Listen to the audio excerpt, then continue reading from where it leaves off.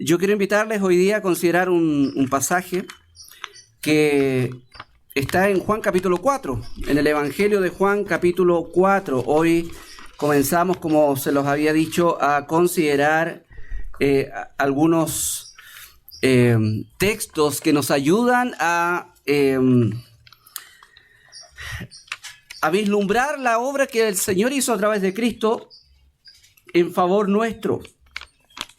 Y creo que la historia que aparece aquí, que dice relación con el encuentro que el Señor Jesús tuvo con una mujer de Samaria, esta historia nos habla potentemente respecto de la compasión de Dios. Y como he titulado este sermón, ¿cierto? Es una hermosa manifestación de la compasión de Dios. En el sentido de que la palabra de Dios, en cuanto a la salvación, en cuanto al perdón de los pecados, en cuanto a la vida eterna, dice que aquello no depende del que quiere ni del que corre, sino que depende de Dios que tenga misericordia.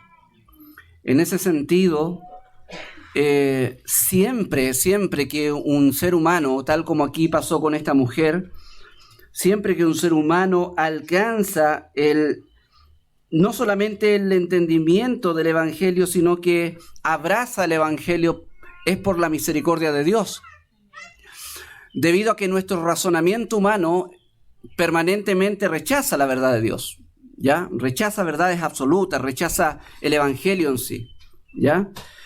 El Señor, anticipándose a esta imposibilidad de nuestra naturaleza humana de recibir de buenas a primeras el Evangelio, nos dice ahí a través de Pablo que Dios ha decidido salvar al hombre no a través de la sabiduría racional, no a través de milagros portentosos, sino que de la locura de la predicación. Ya, originalmente ahí la palabra locura es estupidez, ya, en el sentido de cómo la gente entiende de buenas a primeras el Evangelio, en el sentido del rechazo que tiene hacia el Evangelio. Pero obviamente no tiene que ver con una locura irracional, porque sabemos que el Evangelio tiene un contenido que hay que conocer, tiene un mensaje que hay que escuchar, como cierto dice la Biblia, cómo oirán o cómo creerán sin haber oído, ¿ya? Entonces, la fe viene por el oír, dice la Biblia, y el oír por la palabra de Dios. Y en Juan capítulo 4 encontramos un encuentro de Jesús con una mujer samaritana. Y vuelvo a repetir, creo que es uno de los pasajes que muestra la hermosura de la compasión de Dios cuando se manifiesta un hombre pecador como nosotros, ¿ya? Cualquier persona que pueda de alguna manera encontrarse con Cristo, en este sentido en que la mujer samaritana se encontró con Él, puede de alguna manera testimoniar que la compasión de Dios ha sido manifestada a su vida de forma maravillosa. La verdad central que yo quiero de alguna manera comunicar en esta oportunidad es que no importa cuán ajena esté una persona de Dios, no importa cuán desconectada esté de las cosas de Dios, el día en que Dios permita la manifestación de su compasión a esa persona de alguna manera va a experimentar de lleno esa compasión, siendo transformado, siendo cambiado, siendo convertido a Cristo, siendo renovado, o usando un lenguaje más teológico, experimentando el nuevo nacimiento. Entonces mi esperanza es que el Espíritu Santo pueda hacer una obra en los corazones, en nuestros corazones con esta porción de su palabra. Amén. Yo quiero dar lectura a una breve porción de este capítulo, porque la historia, o más bien dicho, el sermón está en el capítulo completo, pero yo voy a dar lectura a ciertos versículos para que nosotros tengamos un contexto de lo que está pasando para entender las verdades que el Espíritu Santo quiere dar a entender. Dice, cuando el Señor, capítulo 4 del Evangelio de Juan, cuando el Señor entendió que los fariseos habían oído decir, Jesús hace y bautiza más discípulos que Juan, aunque Jesús no bautizaba, sino sus discípulos, salió de Judea y se fue otra vez a Galilea. Y le era necesario pasar por Samaria. Vino pues a una ciudad de Samaria llamada Sicar, junto a la heredad que Jacob dio a su hijo José. Y estaba allí el pozo de Jacob. Entonces Jesús, cansado del camino, se sentó así junto al pozo. Era como la hora sexta.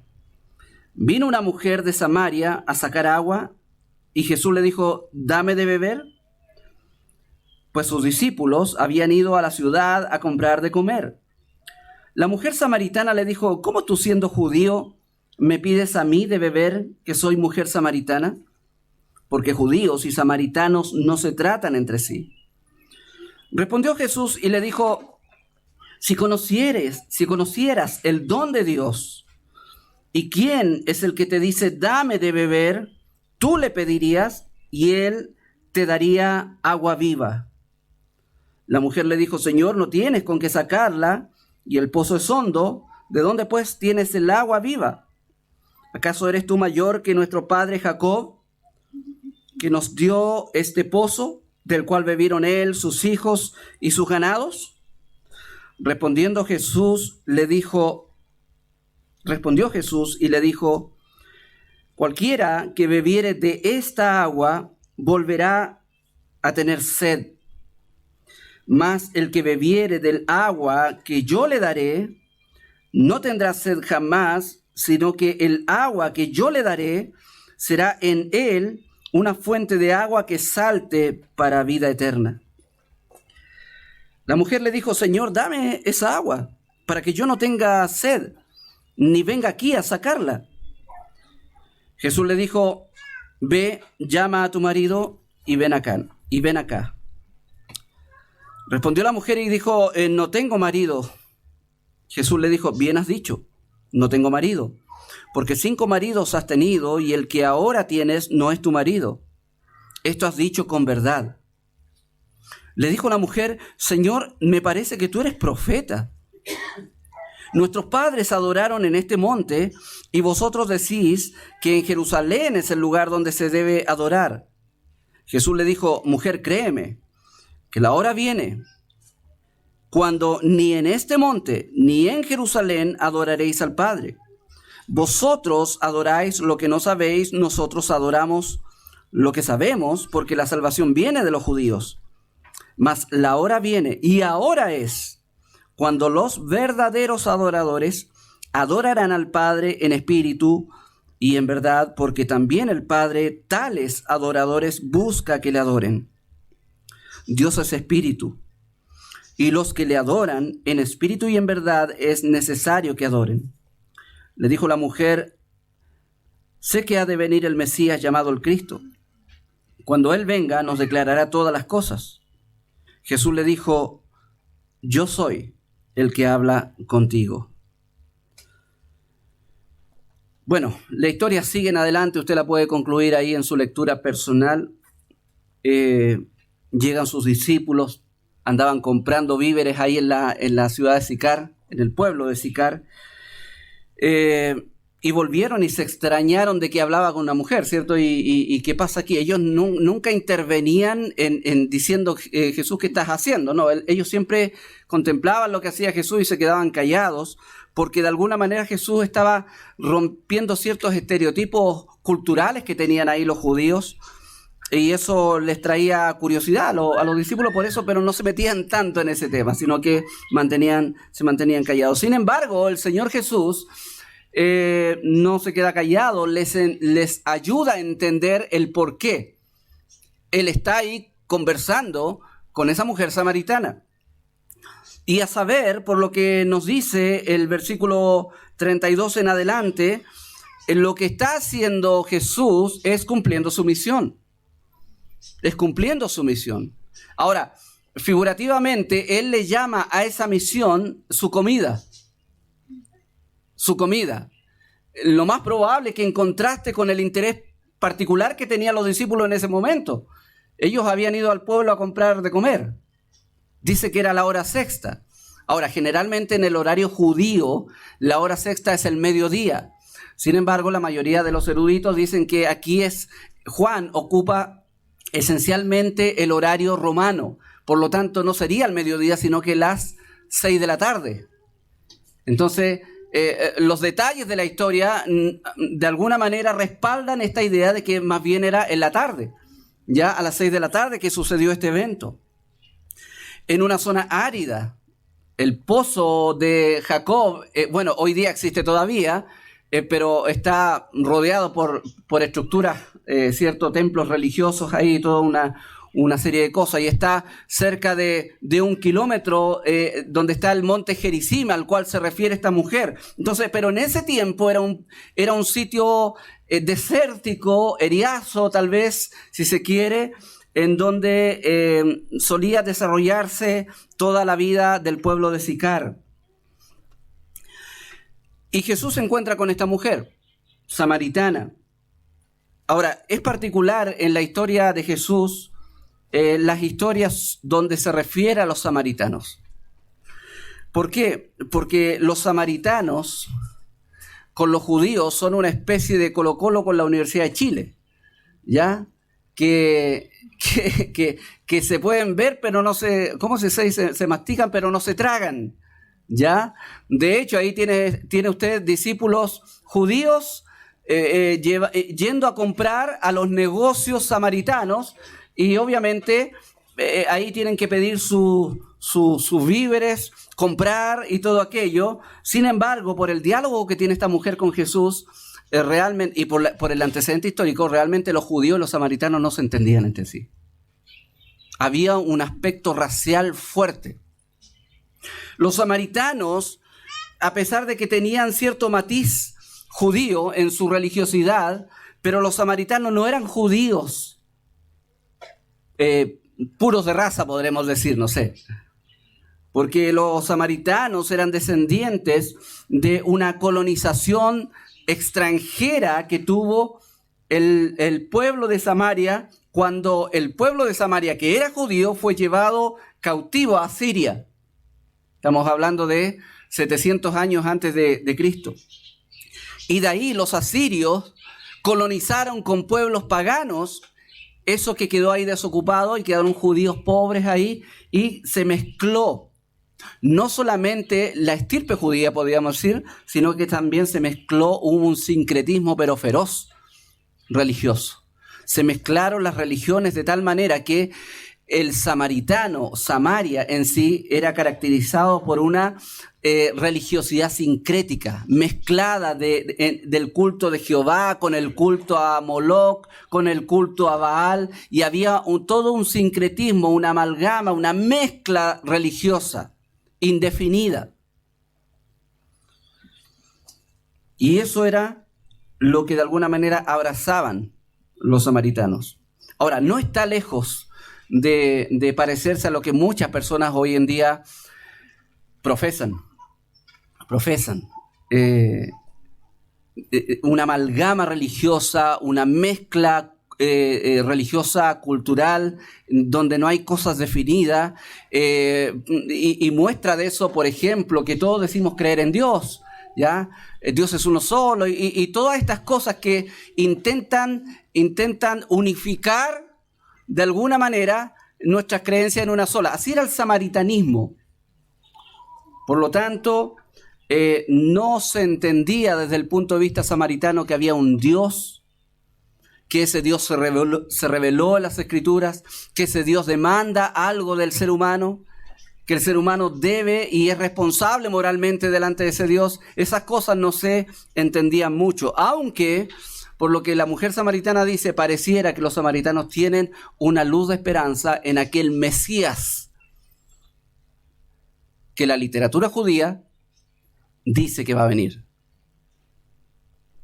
Entonces, aquí tenemos obviamente a Jesús interesándose en esta mujer, conversando con esta mujer. Yo quiero hablar de algunas particularidades de esta historia que nos habla de esta hermosa manifestación de la compasión de Dios, porque cada vez que Jesús se encuentra con alguien es para manifestar su misericordia. Hay muchas ocasiones en que, aún encontrándose con personas Jesús, ellos rechazaron a Jesús por ese motivo.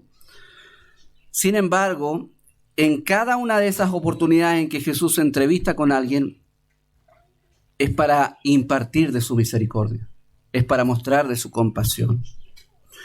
Ahora, la pregunta que puede surgir es, bueno, ¿y por qué damos por hecho de que el ser humano necesita la compasión del Señor? Porque podría necesitar otras cosas, ¿cierto? Pudiera necesitar prosperidad, salud, dinero y amor, que es lo que, ¿cierto? Decía el mambo. Salud, dinero y amor. Dicha, plenitud. Todas esas cosas a las cuales nosotros aspiramos. Todas esas cosas que nosotros, como hoy, por ejemplo, la Navidad, que culturalmente se ha desplazado el tema de Jesús, y hoy día hay todo un folclore, digamos, navideño ajeno a Jesús, pero siguen estando estas ilusiones, ¿cierto?, de alcanzar la paz, el amor, la plenitud, la dicha y cuánta cosa. Entonces, como si estas cosas pudieran ser una realidad concreta sin Cristo.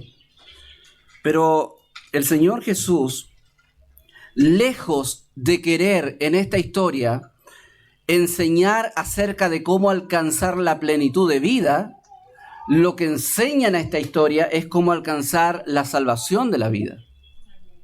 Porque lo que Dios realmente ofrece al ser humano no es esencialmente plenitud. Lo hemos dicho varias veces, ¿cierto? No es esa utópica felicidad a la cual aspira el ser humano, sino que el perdón de sus pecados. Y en base al perdón de sus pecados, como consecuencia, tener una vida plena dentro de los cánones de las demandas que el Señor tiene. Entonces, aquí hay tres cosas que vemos en esta historia que manifiestan la compasión del Señor. Por un lado, la compasión de Dios en esta mujer, y creo que en cada una de las personas que Dios encuentra, la compasión de Dios es mostrada a esta mujer en la confluencia de las circunstancias. En la confluencia de las circunstancias. Esto responde a la idea de que nada es casual en los planes de Dios.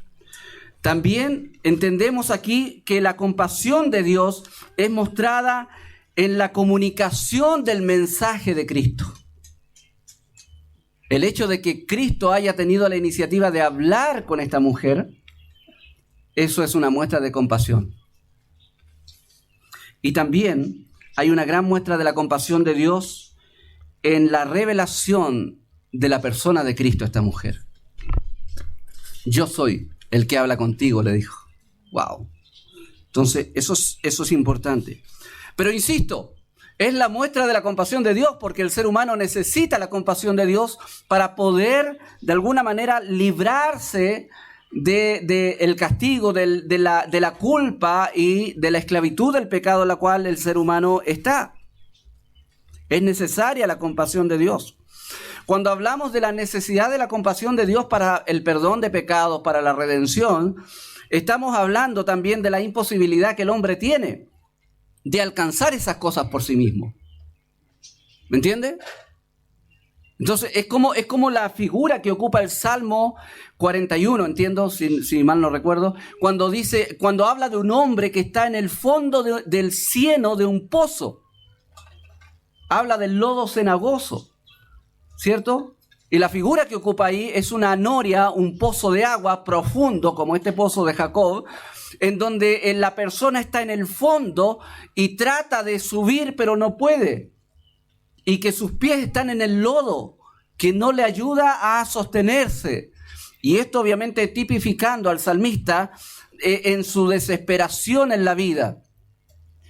Porque sin duda todos los caminos que el ser humano ofrece desde su humanidad, desde su humanismo, ¿cierto?, de alguna manera llegan a la desesperación.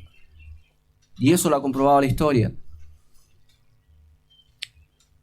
Época tras época llegamos a un punto de desesperación, inventando nuevas fórmulas de cómo apalear con los problemas del ser humano. Pero Cristo, ¿cierto?, es tipificado ahí en ese salmo también como aquel Dios que dice, y Dios me hizo sacar. Y me sacó del pozo, dice, y puso mis pies sobre roca firme. Lo cual tipifica también la estabilidad, ¿ya?, la firmeza, la dicha de haber sido salvado por Cristo. Entonces, aquí tenemos a una mujer que es objeto de la compasión de Dios en esos términos, en que Dios usó las circunstancias, ¿cierto?, las circunstancias cotidianas para encontrarse con ella, en que Dios usó el mensaje que el mismo Cristo le compartió para mostrar esa compasión, y que también Dios mostró esa compasión revelando a su vida la identidad, escuche bien, la identidad de ese hombre que estaba ahí hablando con ella, el Cristo, el Mesías. Cuando el Señor Jesucristo, en una de las oportunidades en que da su declaración de propósito o de misión, dice, porque yo he venido a buscar y a salvar lo que se había perdido. Eso es una de las declaraciones de misión de Cristo. Yo vine a buscar y a salvar lo que se había perdido. Y aquí hay varias cosas que inferir por ese pasaje. Una de ellas es que esto de que se había perdido es una condición ya traída desde nuestra vida, traída desde antes. Nosotros estamos en una condición de perdición. Estamos en una condición de estar desfavorecidos delante del Señor. Todos nosotros, como criaturas de Dios, somos responsables moralmente ante Dios. Y Dios dice en toda su palabra que Él demandará esa responsabilidad trayendo todas nuestras obras a juicio. Y Dios juzgará, dice la Biblia, nuestras vidas por nuestras obras. Ahora, ¿por qué por nuestras obras? Porque nuestras obras reflejan lo que somos, lo que hay en nuestro corazón. Por lo tanto, toda nuestra vida ha de ser puesta delante del Señor, dice el libro de los Hechos, también ahí Pablo predicando en Atenas, delante del Señor va a ser juzgada a través de su Hijo Jesucristo. Entonces, estamos en una situación desfavorecida, estamos en una situación tal como esta mujer, que vamos a describirla poco a poco, pero estamos en una situación desfavorecida, estamos en una situación de fracaso moral. Estamos en una situación de lejanía de Dios. Por cuanto todos pecaron, están destituidos de la gloria de Dios. Ese versículo es muy interesante porque significa literalmente que nosotros no alcanzamos la medida que Dios nos pide, nunca. Y aquí tenemos una mujer así. Ahora, ¿por qué podemos de alguna manera sentirnos representados por esta mujer samaritana, que todavía no vemos algunos detalles de ella?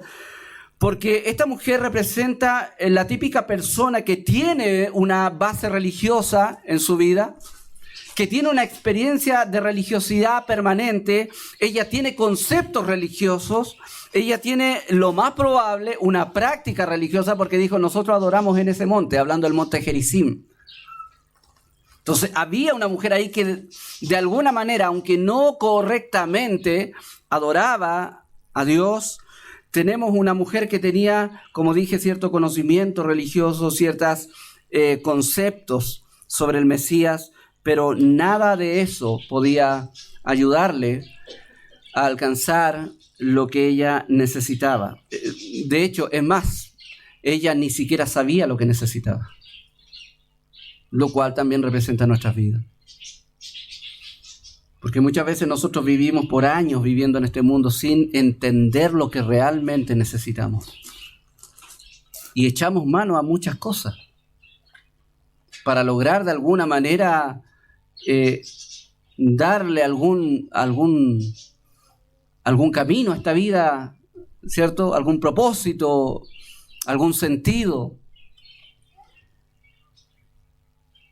Agustín de Hipona, ¿cierto? El gran teólogo dijo que nuestros corazones hablando de que cada corazón de alguna manera tiene un vacío que solamente Dios llena, decía, nuestros corazones están inquietos y solamente van a tener calma cuando Dios se haga presente en nuestra vida.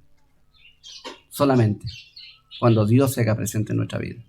Entonces, en esa oportunidad, cuando Dios se hace presente en la vida de esta mujer samaritana, esta mujer de alguna manera no solamente reorienta su vida, sino que comprende el alcance de la compasión de Dios. Porque, vuelvo a repetir, no debemos olvidarnos del contexto en donde está esta historia. En el capítulo 3, Jesús se acaba de entrevistar con un maestro judío que tiene un elevado conocimiento de la ley, un elevado conocimiento de las cosas de Dios, y que también fue alcanzado por la misericordia de Dios. El comentarista Hendricks lo dice de esta manera, en contraste con Nicodemo, del capítulo 3, ¿cierto? En Nicodemos tenemos ahí una obra, ¿cierto?, hecha en Judea, ahí cerca de Jerusalén.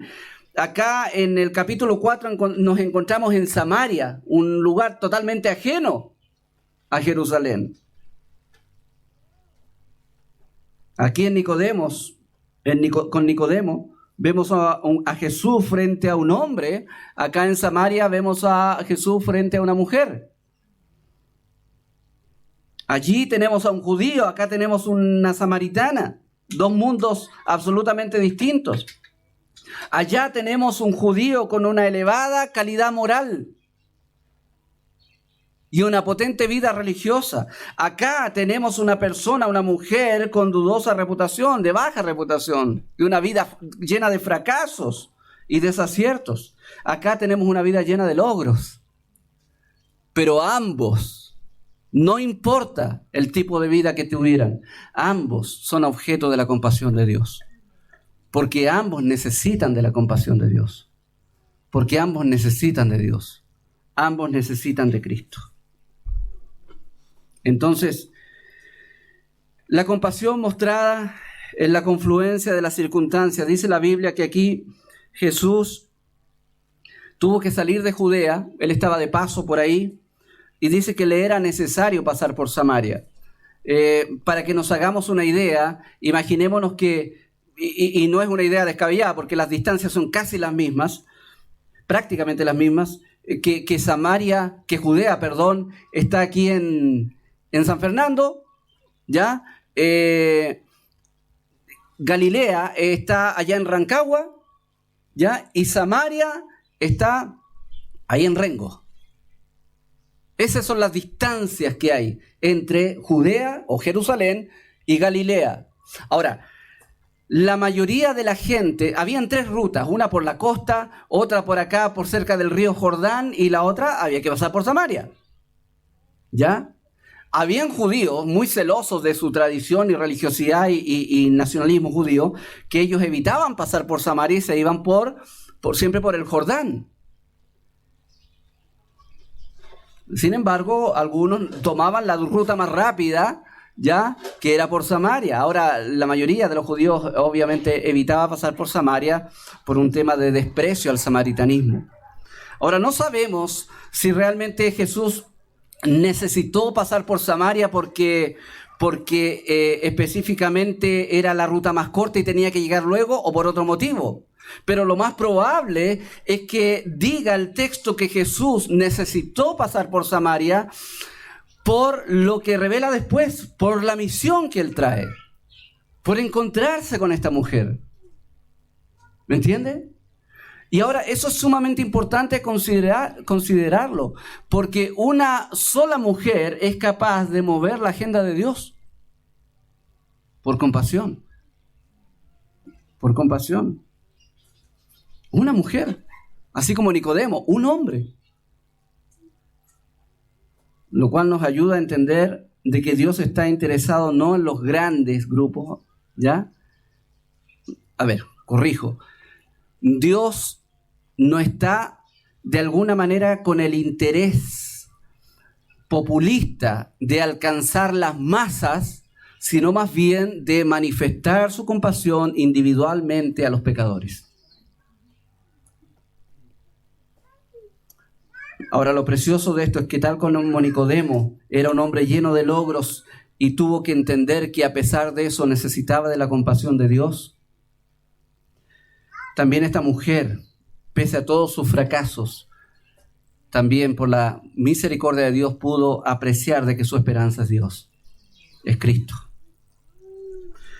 Ahora, la confluencia de las circunstancias son impresionantes porque dice que tuvo que pasar por Samaria, fue necesario pasar por Samaria.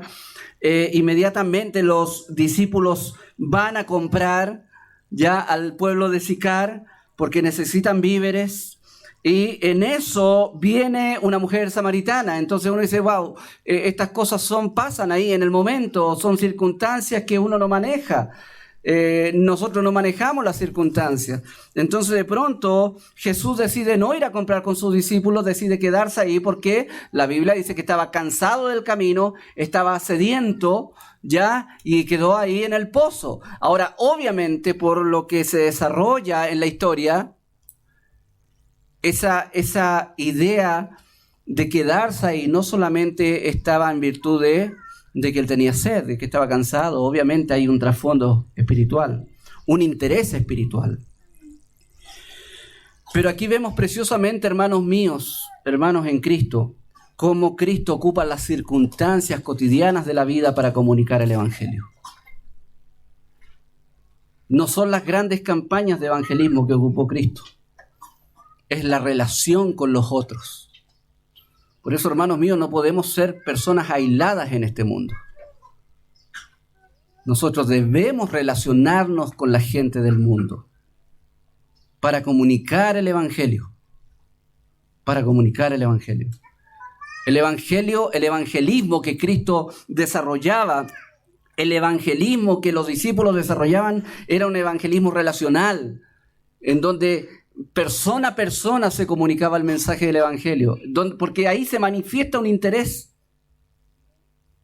En las circunstancias de la vida se usaba se aprovechaba Cristo para poder hablar del Evangelio. Y es aquí una gran muestra de aquello. Cristo está ahí, sentado, con sed, cansado, y llega esta mujer. Por eso decía antes, las casualidades de la vida en los planes de Dios no existen. Creemos que Dios es soberano. Creemos que Dios es providencial en su actuar. Por lo tanto, desde el punto de vista de Dios, la casualidad no existe, sino los planes. ¿Ya? Obviamente, desde nuestra perspectiva humana, nosotros vemos estas cosas como casualidades, ¿cierto? Porque espontáneamente las vemos surgir, ¿ya? Sin embargo, nunca olvidemos que Dios tiene una panorámica superior a nosotros.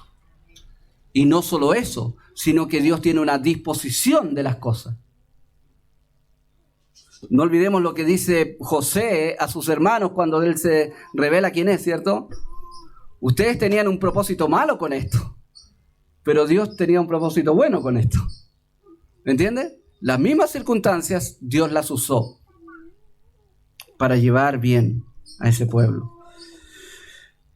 Hermanos, Dios ha usado cualquier tipo de circunstancias para llevar gente a Cristo. En tu vida, Dios ha usado las circunstancias de tu vida para llevarte a Cristo, para llevarte a conocer el Evangelio. Algunos han sido circunstancias críticas, otros no tan críticas, otras cotidianas, otras de bajo perfil, otras de gran perfil, pero no importa. Pero las circunstancias de la vida son las que Dios ocupa para manifestar su compasión a los demás. Circunstancias como esta, como estar acá, por ejemplo, escuchando el Evangelio. Siempre las circunstancias de la vida. Yo rendí mi vida a Cristo un año, me acuerdo que yo quería ir a mochilear con un amigo, con dos, mi primo y mi amigo. Y la onda era mochilear en ese tiempo, ¿cierto? Yo no tenía, yo era estudiante, ya, secundario, entonces no tenía mucho dinero. Y ellos trabajaban, entonces ellos tenían dinero después para mochilear y ellos se fueron para el sur, pues, y yo me quedé ahí sin verano. ¿Ya? Y un amigo de mi primo me dijo, ¿sabes qué? Yo tenía un viaje para el sur, pero lo cancelé, ¿querés ir por mí? Ya, pues, al sur. Licanray, súper, lindo. Y era un campamento cristiano, en donde fui expuesto al Evangelio. Y el Señor habló a mi vida a través del Evangelio. Entonces, las circunstancias de la vida Dios las usa. ¿Ya? Y eso es precioso porque es una muestra de su compasión. Y seguramente todos los que estamos acá hemos tenido distintas circunstancias que fueron usadas para llegar a conocer a Cristo. Pero no importa cuál usó Dios, lo importante es que Él mostró su compasión de esa manera. Y pudimos conocer el Evangelio y pudimos conocer a Cristo. En este caso, esta mujer salió como todos los días a la hora sexta, estamos asumiendo que es las 6 de la tarde, a sacar agua del pozo. Ella iba sola. Jesús estaba ahí. Era samaritana.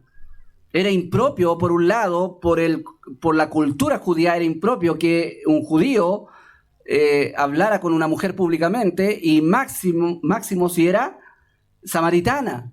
Pero recordemos, Cristo rompe con muchos estereotipos pecaminosos que habían en la cultura judía, por lo cual fue condenado también. Entonces él se entrevista con esta mujer samaritana y él es el que toma la iniciativa. Él no está como muchos cristianos decimos, que me hable, ¿cierto? Si me habla, le hablo. Somos así, somos tímidos. Yo siempre digo que somos una iglesia de tímidos, ¿ya? Si hacemos un perfil ahí somos tímidos. Pero aquí vemos a un Cristo interesado en otro. Eso es muy importante. Tiene un interés sobre el otro.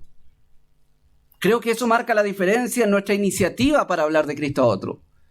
En cuánto interés tenemos en el otro. Y aquí tenemos a Cristo teniendo un interés muy grande por esta mujer. Y dice que vino esta mujer y le dijo Jesús, dame de beber. Porque sus discípulos habían ido a la ciudad a comprar de comer. Y la mujer samaritana le dijo, ¿cómo tú siendo judío me pides a mí de beber que soy mujer samaritana? Porque los judíos y samaritanos no se tratan entre sí. Había una rareza en lo que de pronto, no sé, me imagino a la samaritana mirando raro. ¿Qué le pasa a este? ¿Cierto? ¿Me está pidiendo agua? ¡Qué raro! ¡Raro! Es raro. Pero Cristo tenía una compasión por ella y Cristo tenía un interés profundo en ella. Es paradójico porque en este punto de la historia vemos a un Jesús necesitado y a una mujer capacitada para ayudarle. Tenía sed del Señor, ¿cierto? ¿Y quién tenía el cántaro? ¿Entiende? Vemos a un Jesús necesitado físicamente y a una mujer con la posibilidad de ayudarle. Dame de beber, le dijo. Entonces ahí tenemos al Mesías necesitado y a la mujer pecadora, ¿cierto? Con la posibilidad de ayudarlo. Ahora, eso es interesante porque justamente es esa circunstancia la que usa Cristo para dar vuelta de alguna manera en su mensaje a esta mujer. Y dice, la mujer respondió a Jesús, le dijo, bueno, si tú conocieras el don de Dios, ¿y quién es el que te dice, dame de beber? Tú le pedirías y él te daría agua viva. Y se torna más rara la conversación. Porque recordemos que la mujer no entiende mucho. La mujer tiene el cántaro con agua. El Señor tiene sed. ¿Entiende? Y dice, dame de beber, y ahora el Señor es el que le está diciendo, bueno, si tú supieras lo que Dios tiene para ti, y si tú supieras quién soy yo, tú me pedirías agua a mí, yo te daría. Bueno, entonces, ¿por qué está pidiendo? Entonces, hay una confusión. Ahora, ¿en base a qué está hablando Jesús o planteando este tipo de confusión? Bueno, el Señor primero apela a su amabilidad, ¿cierto? Dame de beber. Pero ahora está apelando a su curiosidad. Si supieras tú, ¿quién soy yo? Si supieras tú lo que Dios tiene para ti, si supieras, tan solo si supieras, tú serías quien pediría. ¿Por qué? Porque, amigo mío, amiga mía, si tú supieras lo que Dios tiene para ti, si tú supieras exactamente la dimensión de la gracia de Dios para ti, si tú supieras, si tú lograras dimensionar lo que tienes o lo que pudieras tener en Cristo, tú le pedirías a Cristo que obre en tu vida. ¿Por qué la gente no viene a Cristo? ¿Por qué la gente no pide a Dios? Porque no logra dimensionar, por un lado, su necesidad de Cristo, su sed espiritual, y por otro lado, no logra dimensionar la satisfacción plena que tenemos en Cristo. ¿Por qué? ¿Por qué no logramos ver eso? Porque somos ciegos espiritualmente sin Cristo.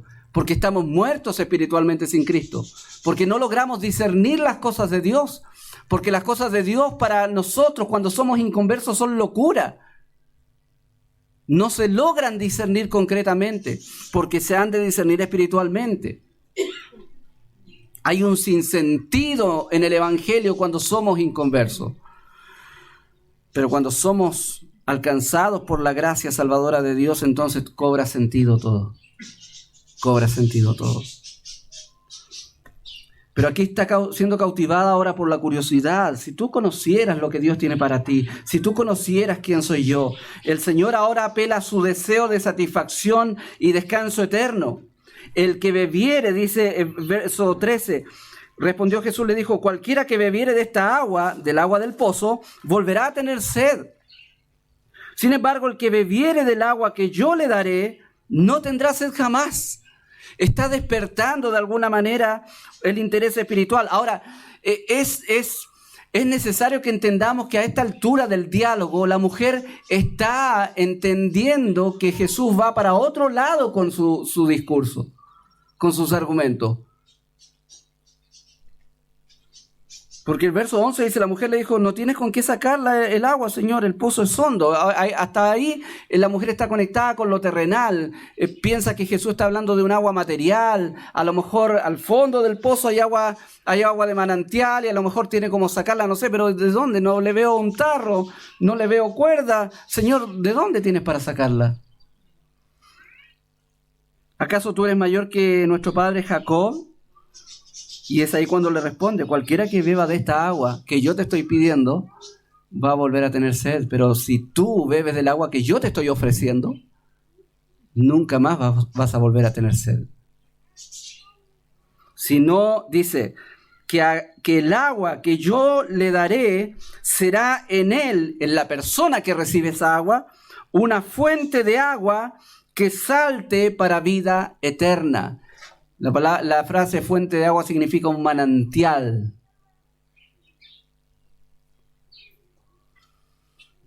Y la mujer en el verso 15 le dice, Señor, dame de esa agua, para que no tenga yo sed, ni venga aquí a sacarla.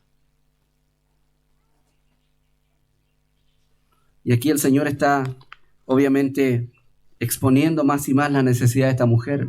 La mujer entiende que hay algo que este hombre desconocido tiene y que ahora parece que ella necesita. Ella ahora está entendiendo que este hombre tiene algo interesante, pero todavía completamente no tiene entendimiento de qué se trata.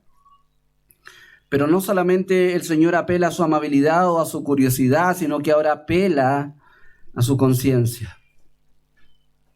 Y le dice, verso 16, Jesús le dijo, ve, llama a tu marido y ven acá. Y ahí creo que en el diálogo que Cristo tiene con esta mujer, creo que este es un punto de inflexión sumamente importante. Porque hasta ahí parece que la cosa está funcionando. Porque está cautivada esta mujer por lo que Cristo le está diciendo y de alguna manera le está surgiendo el interés y el deseo por realmente conocer y ver qué más tiene este hombre y pareciera interesante esto porque yo no quiero volver a este pozo, no quiero volver a tener sed. Pero sale con esto, ¿cierto? El Señor y le dice, ve y llama a tu marido. ¿Y qué hace Cristo en ese momento? Bueno, apela a su conciencia.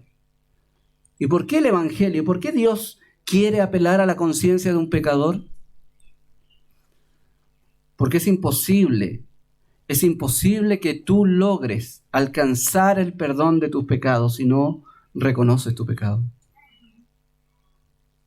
Cuando hablamos del Evangelio, el Evangelio significa, viene de una palabra que se llama evangelión, ¿cierto? Significa buenas noticias o un buen mensaje. Buenas noticias. Pero siempre el Evangelio comienza con malas noticias.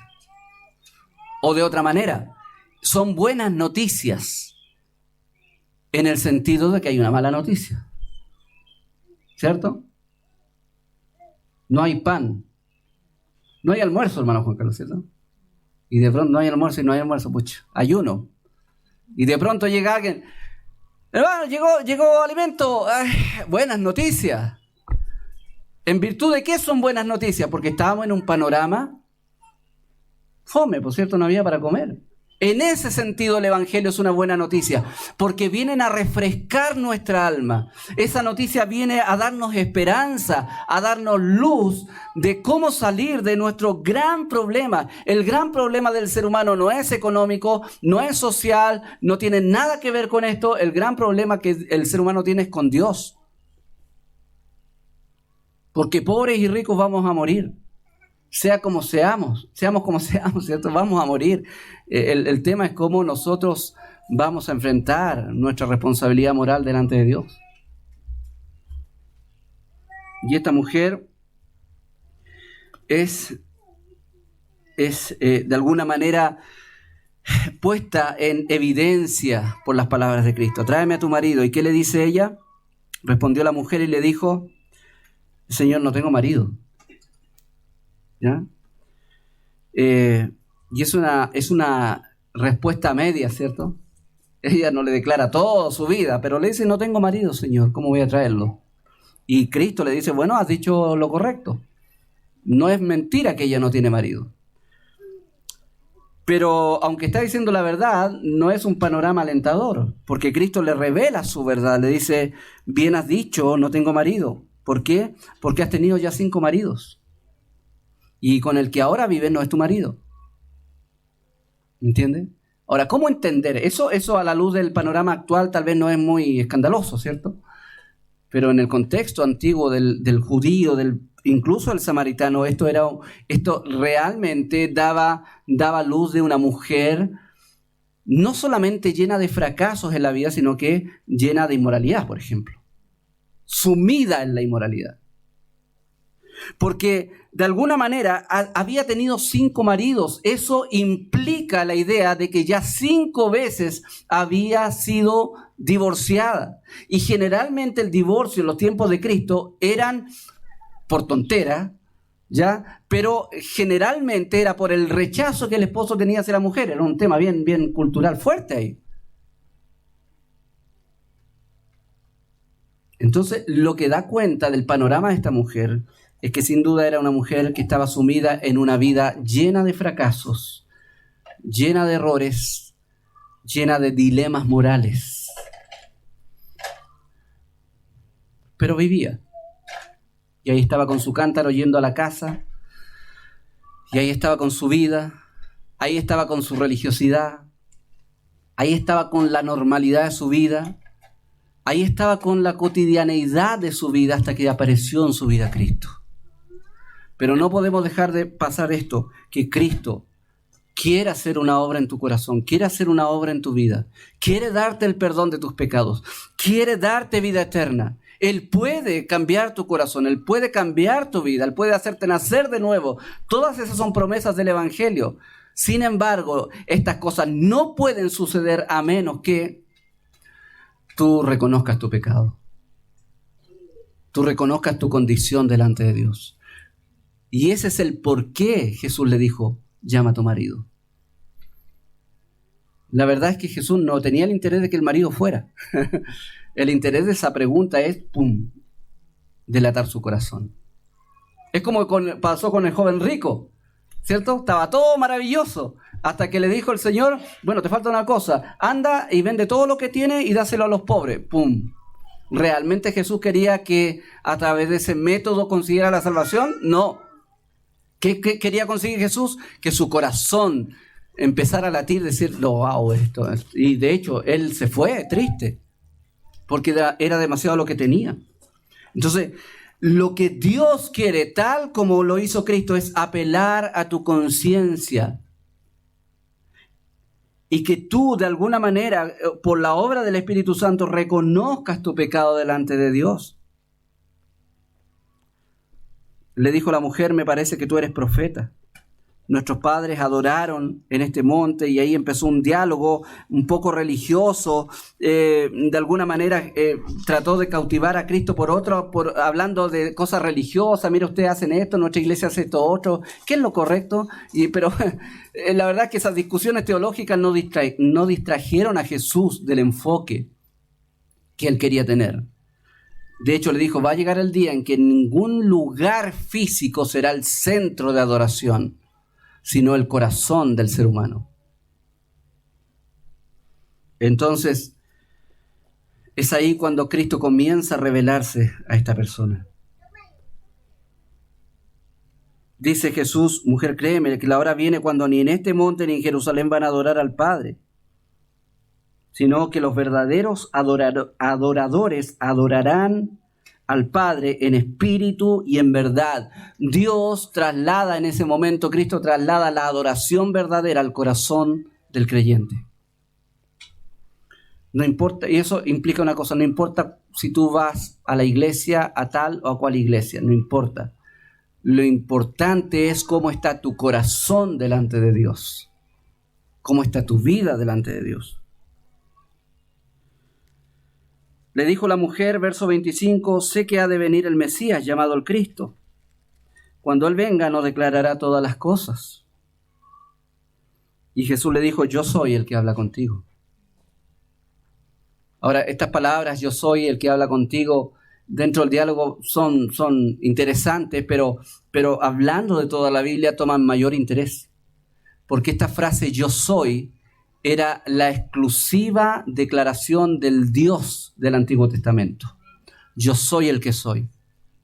Y continuamente en el Evangelio de Juan, Jesús se declara a sí mismo como el yo soy, el Dios hecho hombre. Es decir, lo que está haciendo Cristo aquí frente a esta mujer es revelándose a sí mismo como el Dios salvador que ella necesita. Sé que ha de venir el Mesías. Yo soy, dice Cristo, el que habla contigo. Y esto nos lleva a entender una cosa bien interesante. Tú pudieras estar muy cerca de Jesús, pero sin entender quién es Él. Como esta mujer estaba frente a frente al Mesías, pero aún no lograba entender quién era Cristo. ¿Cuándo logró entender? Cuando Él se reveló. Cuando Él se reveló. En una oportunidad, Cristo le dijo a Pedro, bienaventurado eres Pedro, porque esto no te lo ha revelado ni carne ni sangre, sino que mi Padre que está en los cielos. La palabra del Señor nos dice que Él se reveló y esta revelación cambió el sentido de la vida de esta mujer.